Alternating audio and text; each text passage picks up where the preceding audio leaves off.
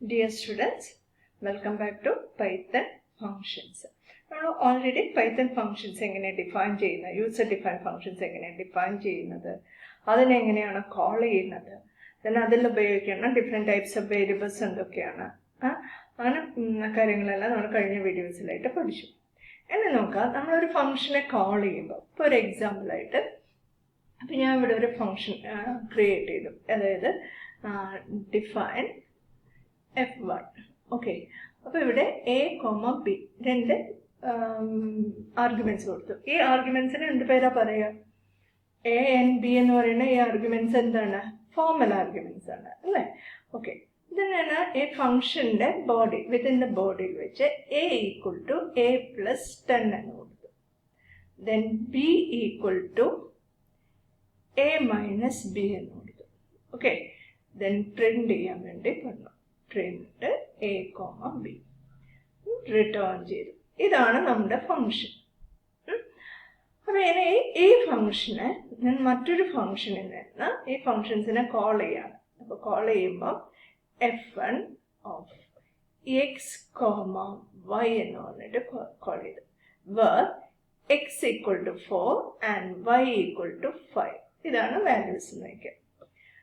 ഇവിടെ എന്താ ചെയ്തിരിക്കുന്നത്? ഫംഗ്ഷനെ നമ്മൾ എക്സ് ആൻഡ് വൈ എന്നുള്ള വാല്യൂ വെച്ചിട്ട് കോൾ ചെയ്തു. കോൾ ചെയ്യുമ്പോൾ കൺട്രോൾ ഇങ്ങനെ ഇങ്ങോട്ടേക്ക് വരും. ദെൻ എക്സിൻ്റെ വാല്യൂ എയിലേക്കും വൈയുടെ വാല്യൂ എന്തിലേക്കും സ്റ്റോർ ചെയ്യും? ബിയിലേക്കും സ്റ്റോർ ചെയ്യും. ദെൻ നമ്മൾ എന്തിൻ്റെ വാല്യൂ ചേഞ്ച് ചെയ്തു? എയുടെ വാല്യൂ ചേഞ്ച് ചെയ്തു, ബിയുടെ വാല്യൂ ചേഞ്ച് ചെയ്തു, എന്നിട്ട് അത് പ്രിന്റ് ചെയ്തു. അപ്പോൾ നമുക്ക് ഈ ഒരു കേസിൽ നമുക്ക് കിട്ടുന്ന ആൻസർ എന്തായിരിക്കും?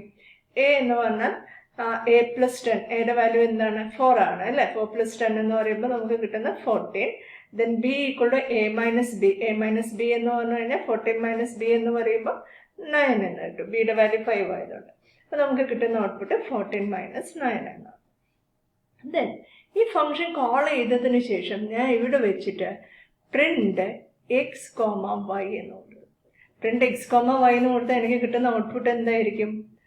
നമുക്ക് ഇവിടെ പ്രിന്റ് ചെയ്യുന്ന വാല്യൂ 4 ആൻഡ് 5 എന്നായിരിക്കും ഇവിടെ വാല്യൂ പ്രിന്റ് ചെയ്യുക അല്ലേ? എക്സിൻ്റെ വാല്യൂ 4ഉം വൈയുടെ വാല്യൂ 5ഉം ആണ്. എന്ത് ചെയ്യില്ല? ഈ വാല്യൂസിൽ ചേഞ്ച് ചെയ്യില്ല. അപ്പം ഇവിടെ എന്താണ് നമ്മൾ ഈ ഫങ്ഷൻസിനെ നമ്മൾ എങ്ങനെയാണ് കോൾ ചെയ്തത്? A function call by value ആണ് നമ്മളിവിടെ ചെയ്യുന്നത്. എന്തല്ല? റെഫറൻസ് അല്ല.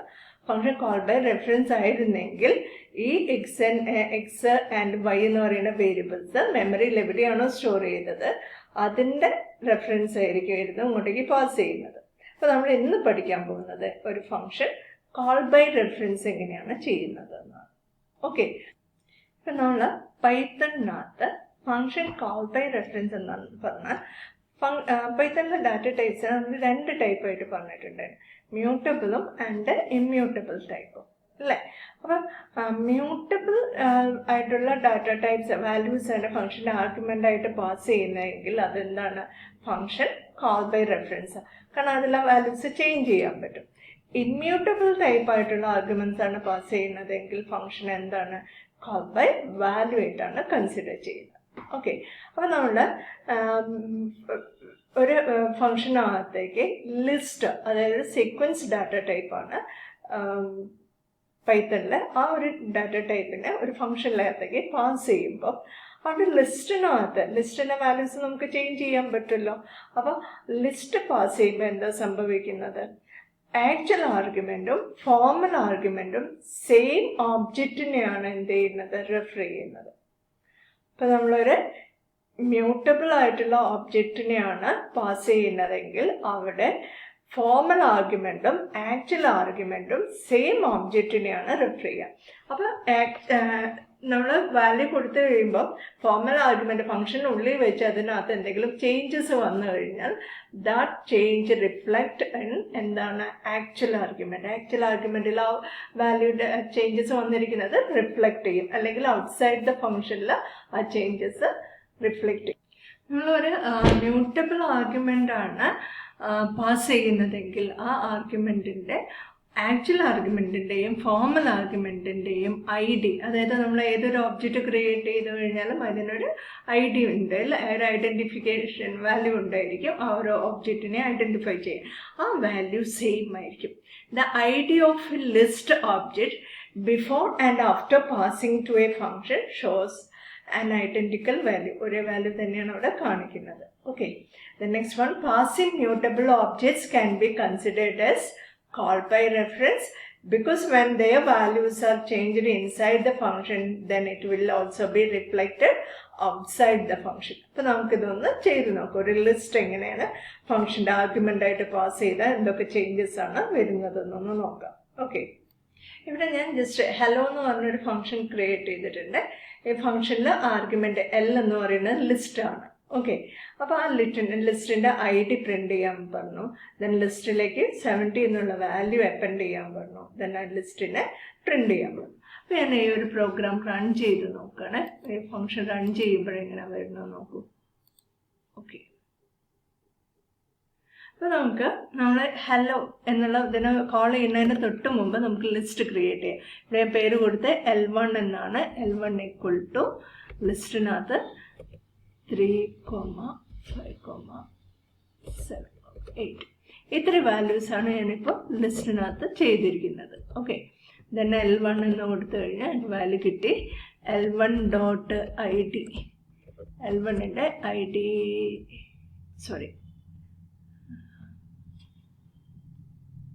തെറ്റിപ്പോയി. നമ്മൾ ID ഓഫ് L1 എന്നാണ് കൊടുക്കേണ്ടിയിരുന്നത്. ID ഓഫ് L1 അങ്ങനെ കൊടുത്തു കഴിഞ്ഞാൽ നമുക്കിവിടെ അതിൻ്റെ ഐഡൻറ്റിഫിക്കേഷൻ വാല്യൂ കിട്ടി. ഓക്കെ, ഇനി ഞാൻ ഹലോ എന്ന് പറയുന്ന ഫംഗ്ഷൻ കോൾ ചെയ്യാണ്. ഹലോ ഫംഗ്ഷൻ്റെ ആക്ച്വൽ ആർഗ്യുമെൻ്റ് ആയിട്ട് L1 എന്നുള്ള ലിസ്റ്റിനെ പാസ് ചെയ്തു.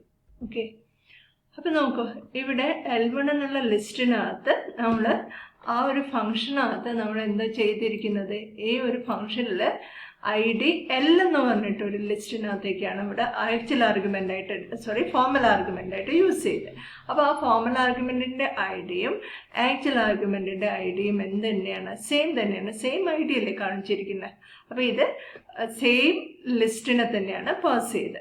അപ്പോൾ നമുക്കിവിടെ ഔട്ട്പുട്ട് എന്ത് കിട്ടി, Lനകത്തേക്ക് 70 എന്നുള്ള വാല്യൂ എന്ത് ചെയ്യാൻ വേണ്ടി പറഞ്ഞു. 70 എന്നുള്ള വാല്യൂനെ നമ്മളിവിടെ അപ്പൻഡ് ചെയ്തു. ദെൻ അതിനെ പ്രിൻ്റ് ചെയ്യാൻ പറഞ്ഞു, പ്രിൻ്റ് ചെയ്തു. കറക്റ്റായിട്ട് വാല്യൂ കിട്ടി അല്ലേ. ഇനി ഞാൻ ഒന്നുകൂടി L1 എന്നുള്ള ലിസ്റ്റിനെ ഒന്ന് പ്രിൻ്റ് ചെയ്യാൻ വേണ്ടിയിട്ട് പറയും.